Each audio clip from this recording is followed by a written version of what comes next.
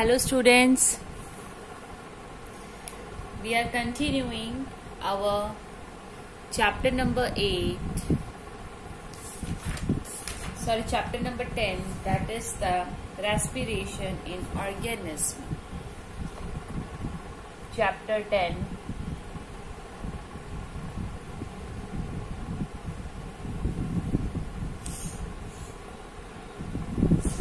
respiration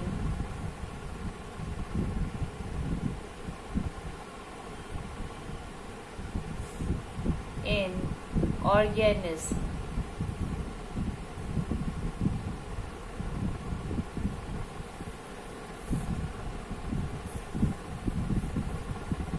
Okay, in our previous video we have done inhalation process and exhalation process, right? These two processes we have done.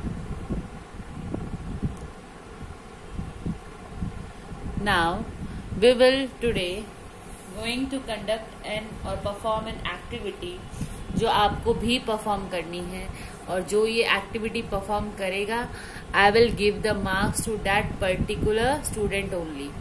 Internal marks जो हैं मैं उसी particular students को दूंगी. Rest of the students I will not going to provide any internal marks. So activity को अच्छे से समझ लें. ये वही एक्टिविटी है जो कि हमने कल की थी, मैकेनिज्म ऑफ ब्रीथिंग. तो activity name is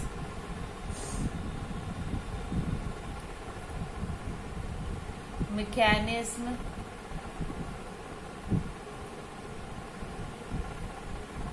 of breathing.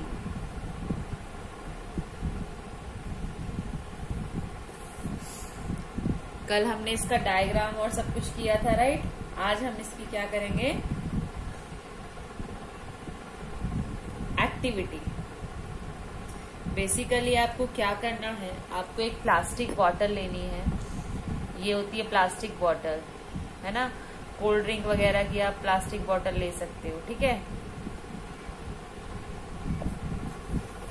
अब आपको क्या करना है, इसको यहाँ से कट करना है. इसका बॉटम जो है वो कट करना है. यहाँ से कट करने के बाद ये जो नीचे का पार्ट है इसको थ्रो कर दोगे आप, राइट? और जो ये अपर पार्ट है सिर्फ इसी का हम यूज करेंगे. हम इसमें बेसिकली जो हमारा रेस्पिरेटरी सिस्टम था ना वो हम बनाएंगे कि हमारा रेस्पिरेटरी सिस्टम कैसे वर्क करेगा. ओके, नाउ अब एक आप स्ट्रॉ लेंगे, पाइप टाइप लेंगे, स्मॉल प्लास्टिक. उसको ऐसे साइड से ज्वाइन कर देंगे. फाइन. नाउ दो छोटे छोटे बलून्स उसमें ऐड कर देंगे, दो स्मॉल बलून्स, और एक बड़ा बलून और एक बलून को कट करके रबर टाइप को यहाँ पर ज्वाइन कर देंगे, राइट? इसके बॉटम में आपने एक रबर ज्वाइन कर दी है. बलून को काट के यहाँ पर दो स्मॉल बलून्स आपने जो है अटैच कर दिए हैं. अब क्या होगा, जब आप इस बलून को नीचे से ऐसे खींचोगे, बाहर की तरफ खींचोगे, तो इन बलून्स में हवा भर जाएगी. यानी कि ये जो स्मॉल बलून्स हैं ये हमारे लंग्स की तरह काम करेंगे. और ये जो ये आउटर बलून है ये टेप से चिपका दोगे बेटा आप इसको. It will work as a diaphragm. ये डायफ्रैगम की तरह वर्क करेगा. और ये आपका ट्रैकिया की तरह वर्क करेगा, विंड पाइप. ठीक है? सो आपको ये एक्टिविटी परफॉर्म करनी है. फाइन. आपको ये पहले बनानी है. बनाने के बाद आप मुझे अपनी फोटो, आपका फेस मुझे दिखना चाहिए उसके अंदर. आप इस पर्टिकुलर एक्टिविटी को अपने हाथ में लेके एक फोटो जो है क्लिक कराएंगे और मुझे सेंड करेंगे. ठीक है? जब आप मेरे पास ऐसा कुछ सेंड कर दोगे then only I will give you internal marks. Okay? Otherwise, I am not going to provide you marks. चलो अब हम सेलुलर रेस्पिरेशन एंड ब्रीथिंग के बीच में डिफरेंस बिटवीन करेंगे. Fine. So I am rubbing it.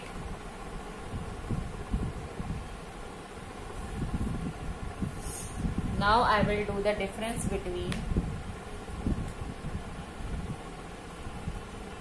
cellular respiration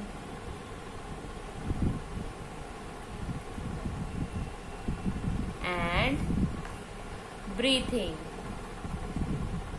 आपने ये 2 word पढ़े होंगे और मैंने अब एक वीडियो में तो इनके बारे में बताया भी था, है ना बेटा. चलो अब इनके डिफरेंस बिटवीन करते हैं.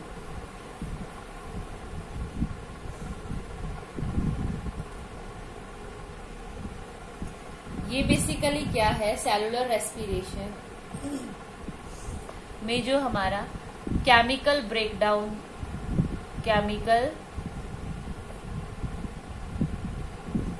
ब्रेकडाउन ऑफ ग्लूकोज, यानी कि फूड को जो है केमिकली ब्रेकडाउन करते हैं.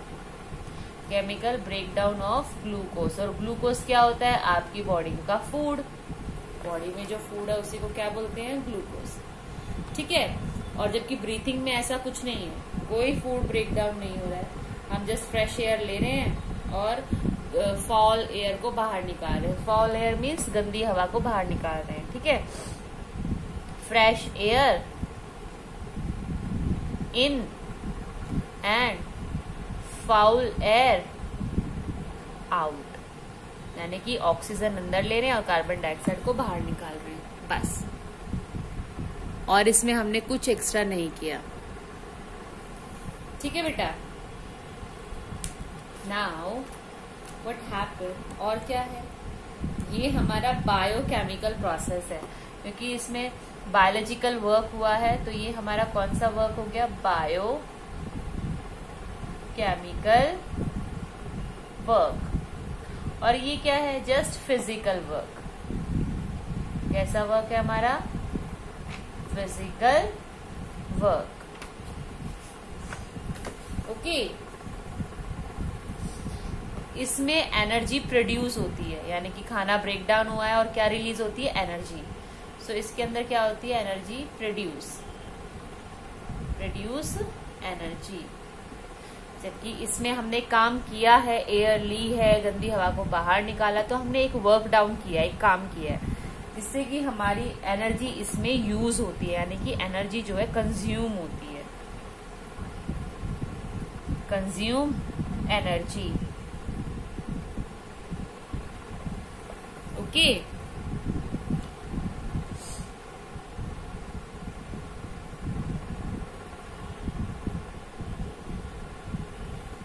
इसके अंदर जो फूड को ब्रेक डाउन करते हैं, रेस्पिरेशन, सेलुलर रेस्पिरेशन होता है, इसमें हमें हेल्प करता है एंजाइम्स.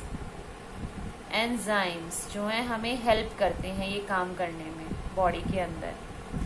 इसमें जो ब्रीथिंग प्रोसेस है उसके अंदर एंजाइम्स का कोई भी वर्क नहीं होता, नो वर्क. इसमें वो वर्क करते हैं for the cellular respiration. Clear. So ये हमारा डिफरेंस बिटवीन था cellular respiration and breathing. Cellular respiration के अंदर क्या होगा, केमिकल जो है वो ब्रेक हो जाता है ग्लूकोज के अंदर. ये बायोकेमिकल वर्क है, यहाँ पर एनर्जी प्रोड्यूस की जाती है और एंजाइम्स भी यहाँ पर काम करते हैं. ब्रीथिंग में व्हाट हैपन, हम जस्ट एयर लेते हैं और फाउल एयर को बाहर निकालते हैं. ये फिजिकल वर्क है. इसके अंदर ये काम करते हुए हमें हमारी एनर्जी जो है यूज होती है. इसके अंदर क्या होता है, कोई भी एंजाइम इसके अंदर वर्क नहीं करता. ओके. चलो अब इसको हम रब कर देते हैं.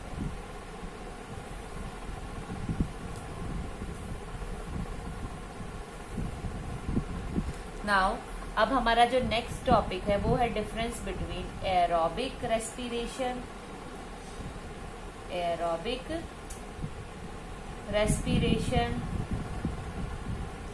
And anaerobic anaerobic respiration. Okay, this type of respiration are there. So मैंने आपको पहले भी बताया था एरोबिक रेस्पिरेशन की, मैंने आपको केमिकल रिएक्शन भी लिखवाई थी। जो एरोबिक रेस्पिरेशन होता है उसमें हम क्या करते हैं, जो हमारा फूड जो है ब्रेक डाउन होता है किसकी प्रेजेंस में, ऑक्सीजन की प्रेजेंस में। रेस्पिरेशन तो वही काम करता है क्या, फूड को ब्रेक डाउन करता है, लेकिन एरोबिक रेस्पिरेशन है तो हम यूज करेंगे यहाँ पर ऑक्सीजन का। ठीक है, सो क्या होगा, it is the process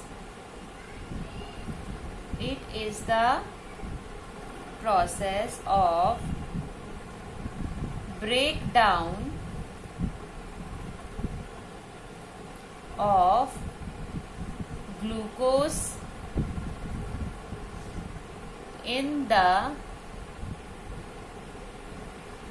presence of oxygen। Presence of oxygen, यानी कि जो फूड ब्रेक डाउन होता है वो किसकी प्रेजेंस में होता है बेटा, इसके अंदर in the presence of oxygen. Okay, and in the case of anaerobic respiration, इसके अंदर रेस्पिरेशन है तो फूड ब्रेक तो इसके अंदर भी होता है। ठीक है, फूड ब्रेक होगा इसके अंदर, फूड ब्रेक,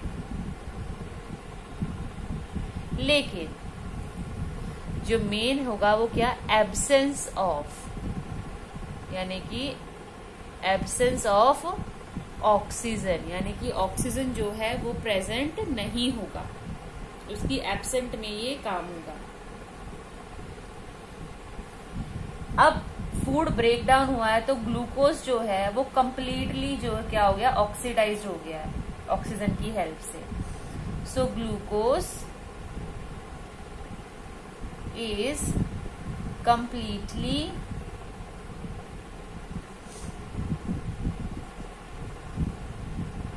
oxidized। फाइन, और इसके अंदर ग्लूकोज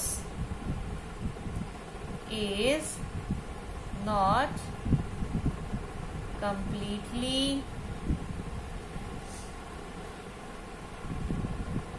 ऑक्सीडाइज्ड, इसमें ग्लूकोज जो है वो कंप्लीटली ऑक्सीडाइज्ड नहीं होगा। एरोबिक रेस्पिरेशन में क्योंकक्योंकि ऑक्सीजन की सप्लाई होती है तो एनर्जी जो है वो मैक्सिमम रिलीज होती है। Maximum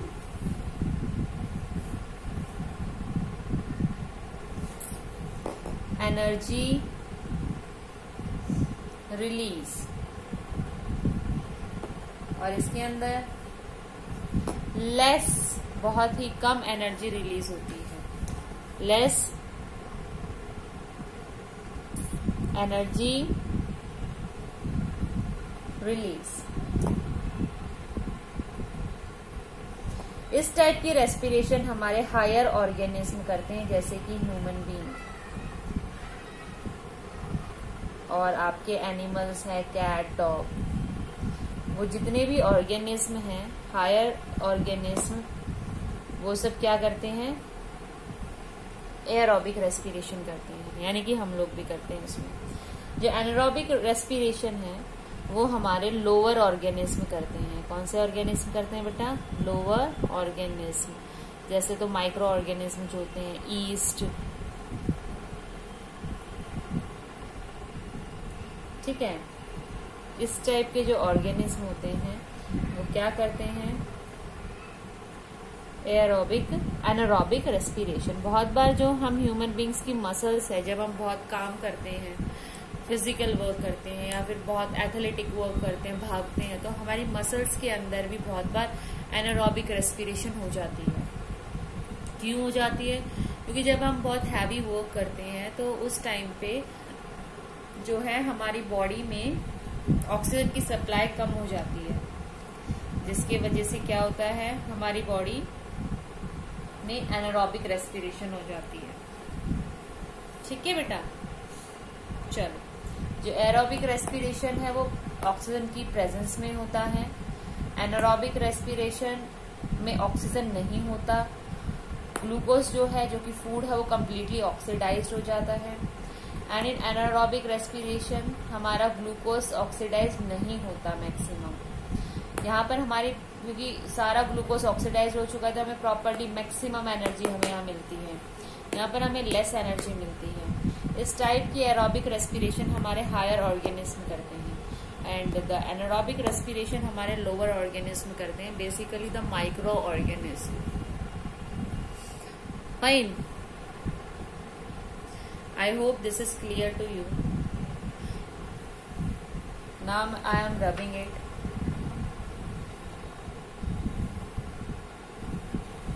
Okay. अब तो जो है हमने ये जो रेस्पिरेशन है बेटा, ये हमने पढ़ ली है किसकी? ह्यूमन बीइंग की, है ना। अब हम ब्रीथिंग देखते हैं, दूसरे ऑर्गेनिज्म कैसे ब्रीथिंग प्रोसेस करते हैं। ठीक है।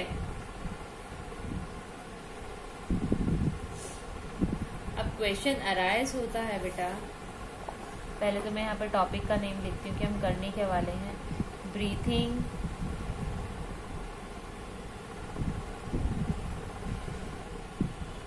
इन अदर एनिमल्स, और एनिमल्स में जो है ब्रीथिंग कैसे होती है। आपके माइंड में ये क्वेश्चन आ रहा होगा कि जैसे एलिफेंट है, डॉग, कैट, है ना, बर्ड, स्नेक्स, ये सब कैसे सांस लेते हैं, इनकी ब्रीथिंग प्रोसेस क्या होता है ना। तो ये माइंड में क्वेश्चन आ रहा होगा, क्या इनके पास भी चेस्ट कैविटीज होती हैं जैसे कि हम ह्यूमन बींग्स के पास होती हैं। Right, this question must be arising in your mind. So we will do some of the animals. हम कुछ एनिमल्स की यहाँ पर जो है ब्रीथिंग प्रोसेस करेंगे, जिनमें हमारा फर्स्ट आता है बेटा कॉकरोच। क्या आता है? कॉकरोच। हम कुछ इंसेक्ट्स को यहाँ पर लेंगे। कॉकरोच, कॉकरोच जो होता है बेटा, इसके पास भी ट्यूब होती है जिसको हम ट्रैकिया ही बोलते हैं। चलो पहले मैं कॉकरोच का जो है एक रफली डायग्राम बना देती हूँ कि कॉकरोच का रफली डायग्राम, स्पेशली उसका इनसाइड, सपोज इट इज नहीं, कोई भी जो इंसेक्ट होता है, चाहे वो कॉकरोच की तरह दिखता हो या जो इंसेक्ट होता है जैसे ग्रास हॉपर हो गया, है ना, कॉकरोच हो गया, तो ऐसे इंसेक्ट्स जो हैं वो कैसे रेस्पायर करते हैं, कैसे वो सांस लेते हैं। ठीक है, that I am drawing here a little bit रफली diagram I am drawing. Okay,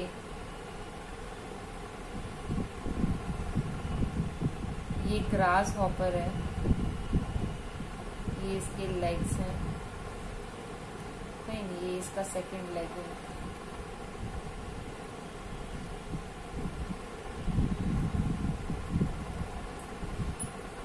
eyes, और ये इसके एंटीनास। ठीक है, अब हम इसका रेस्पिरेटरी ऑर्गन के बारे में बात करेंगे। तो रेस्पिरेटरी ऑर्गन होता है ये मेन, इसके अंदर ये बहुत छोटे छोटे ऐसे सर्कल्स होते हैं ऐसे करके। ठीक है बेटा, और ऐसे ट्यूब, ये ट्यूब है बेसिकली बेटा, इनके बीच में ये क्या है, ये ट्यूब, जैसे पाइप होता है ना वैसे ट्यूब है जिसके अंदर से जो है एयर क्रॉस करती है। Fine, it is like that. इसके पास एक पाइप है, विंड पाइप, उसको हमने बताया था एक वीडियो में पिछले में कि हम उसको क्या बोलते हैं, trachea.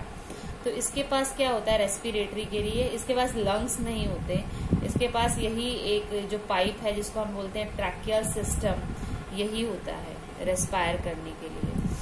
Tracheal system in an insect, ठीक है। ये ग्रास हॉपर है, जैसे कॉकरोच है, ग्रास हॉपर है, मक्खी है, हाउस फ्लाई, तो उनका जो सिस्टम है वो कंपैरेटिवली ऐसा ही होता है, सबका सिमिलर होता है। इसके पास ये स्पायरिकल्स होते हैं, ठीक है, ये ट्रैकिया हैं। और ये जो आपको यहाँ पे ये बलून की तरह नजर आ रहे हैं ना बेटा, ये इतने सारे जो बलून्स की तरह 1 2 3 4 5 मैंने बलून्स यहाँ पे बनाए हैं, इनको हम बोलते हैं एयर सैक। यहाँ पर एयर जो है इकट्ठी रहती है, एयर सैक, ठीक है। और ये जो ट्यूब लाइक स्ट्रक्चर्स हैं इनको तो हम ट्रैकिया बोलते ही हैं, है ना।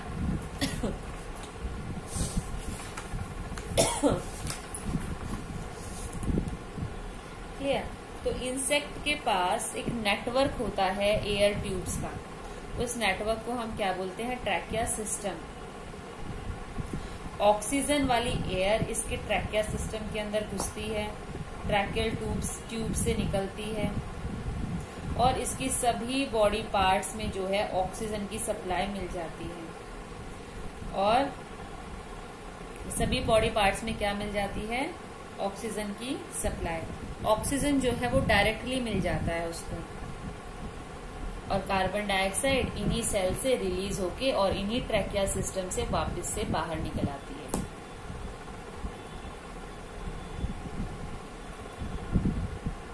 ओके।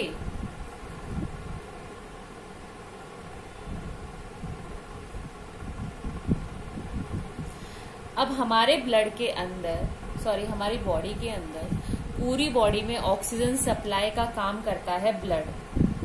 हमारा जो लंग्स से जो ऑक्सीजन है वो ब्लड में चला जाता है, और ब्लड फिर हमारी पूरी बॉडी में रन करता है। तो ब्लड की हेल्प से हमारी कंप्लीट बॉडी को ऑक्सीजन सप्लाई मिल जाता है। लेकिन जब हम इंसेक्ट्स की बात करते हैं तो इनके अंदर जो है ब्लड के थ्रू इन्हें ऑक्सीजन नहीं मिलता। इनको ये इनका ट्रैकिया सिस्टम है, ये पूरी बॉडी के अंदर कवर होता है, और इसी यहाँ से उनको डायरेक्टली जो है पूरी बॉडी को क्या मिल जाता है, ऑक्सीजन। ठीक है बेटा। तो यहाँ पे आप लोगों को समझ में आया कि ट्रैकिया सिस्टम क्या होता है। ये जो इंसेक्ट्स आपको दिखते हैं ये लोग सांस कैसे लेते हैं, है ना। चलो अब हम जो है नेक्स्ट लेते हैं। ये तो हमारा कॉकरोच था, जैसे तो और इंसेक्ट्स हो सकते हैं, हाउस फ्लाई हो सकती है, कॉकरोच, है ना, इनके अंदर का सिस्टम था। अब हम बात करते हैं अर्थवॉर्म की। अर्थवॉर्म तो आपको पता ही है क्या होते हैं, जो बारिश के मौसम में सॉइल के अंदर रहते हैं ना, ये अर्थवॉर्म बारिश के मौसम में जमीन पर आ जाते हैं। क्यों? क्योंकि सॉइल के अंदर जो है वो क्या भर जाता है, वाटर। तो इनको जीने के लिए ऑक्सीजन की जरूरत पड़ती है, सांस लेने की जरूरत पड़ती है, जिसके वजह से इन्हें जो है सरफेस पे आना पड़ता है, जमीन के, लैंड के सरफेस पे इनको आना पड़ता है। अब आपको सोचकर देखो, अर्थवॉर्म के पास तो कोई बोन ही नहीं होती, हड्डी नहीं होती, कोई स्ट्रक्चर ही नहीं होता, है ना। वो कुछ ऐसा होता है, स्पायर गोल गोल गोल गोल करके ऐसे, है ना, ऐसे पतला सा लाइक दिस। पूरे में मसल्स ही होती हैं उसके में, तो बोन्स तो होती ही नहीं है। फिर कैसे सांस लेता है ये अपने स्किन से रेस्पायर करता है। जो अर्थवॉर्म है ये भी रेस्पायर करता है, सांस लेता है बेटा, इसको भी ऑक्सीजन की जरूरत पड़ती है। बट ये किसकी हेल्प से रेस्पायर करता है? स्किन की हेल्प से रेस्पायर करता है। हम ह्यूमन बींग्स किसकी हेल्प से रेस्पायर करते हैं? With the help of lungs, right. और अभी हमने पढ़ा था इंसेक्ट्स के बारे में, वो कैसे रेस्पायर करते हैं? With the help of their tracheal system, right. So earthworm के पास ना तो लंग्स है ना ही ट्रैकिया है, तो ये कैसे रेस्पायर करता है? तो ये रेस्पायर करता है बेटा अपनी स्किन से, ठीक है। तो इसकी स्किन पे क्या होते हैं? बहुत सारे होल्स होते हैं, छोटे छोटे इनविजिबल होल्स होते हैं। आपने कभी अगर देखा हो तो देखने से भी आपको लगेगा कि उसकी जो स्किन होती है वो काफी कैसी होती है, मॉइस्चर होता है, टच करने पर काफी मॉइस्ट होता है। तो बेसिकली वो जो है होल्स हैं उसके अंदर से क्या जा रहा है? ऑक्सीजन अंदर जा रहा है, एंड कार्बन डाइऑक्साइड जो है बेटा वो बाहर आ रहा है। तो ऐसे ये रेस्पायर कर लेते हैं, गैसेस एक्सचेंज हो जाती हैं एंड सो दे रेस्पायर। अब हम बात करते हैं फ्रॉग्स। फ्रॉग्स के पास तो हमारे ह्यूमन बीइंग जैसे ही लंग्स होते हैं। क्या होते हैं? हमारे ह्यूमन बीइंग्स की तरह ही लंग्स होते हैं। तो अभी तो लंग्स के बारे में तो हमने पढ़ ही लिया था, लंग्स कैसे वर्क करते हैं। सिमिलरली उसके अंदर भी क्या है? लंग्स होते हैं। ठीक है। वो ये आपने देखा होगा कि मैम अगर लंग्स होते हैं तो वो पानी के अंदर भी रह लेते हैं, जबकि पानी के अंदर जिसके पास लंग्स होते हैं रेस्पायर करने के लिए वो तो रह ही नहीं सकते। जैसे हम ह्यूमन बीइंग, हम पानी के अंदर जाते हैं तो हम तो मर जाएंगे, हम तो सांस ले ही नहीं सकते पानी के अंदर, है ना। लेकिन फ्रॉग्स तो बहुत इजीली स्विमिंग करते रहते हैं, आराम से वहां पे ही रहते हैं कई घंटों तक, रात रात तक वहीं रहते हैं। तो वो क्यों नहीं मरते? तो बेटा ये बहुत ही इनके पास एक एडेप्टेशन है, एक्स्ट्रा फीचर है। लंग्स तो होते ही होते हैं इनके पास रेस्पायर करने के लिए जब ये जमीन पर होते हैं, ऑन द लैंड। लेकिन जब ये वाटर के अंदर होते हैं तब ये रेस्पायर करते हैं अपनी स्किन की हेल्प से। किसकी हेल्प से रेस्पायर करते हैं? With the help of their skin. जैसे कि हमारा अर्थवॉर्म करता है स्किन की हेल्प से रेस्पायर। ठीक है। ये तो जब ये स्किन की हेल्प से रेस्पायर करते हैं तो इसको हम बोलते हैं बेटा, ये कौन से टाइप की रेस्पिरेशन हो गई? Cutaneous respiration. राइट। दो टाइप की रेस्पिरेशन होती है। The first one is the cutaneous respiration. और जब ये जमीन पर होते हैं तो लंग्स का यूज करते हैं, तो ये कौन सी होगी? Pulmonary respiration. ठीक है, समझ में आ गया?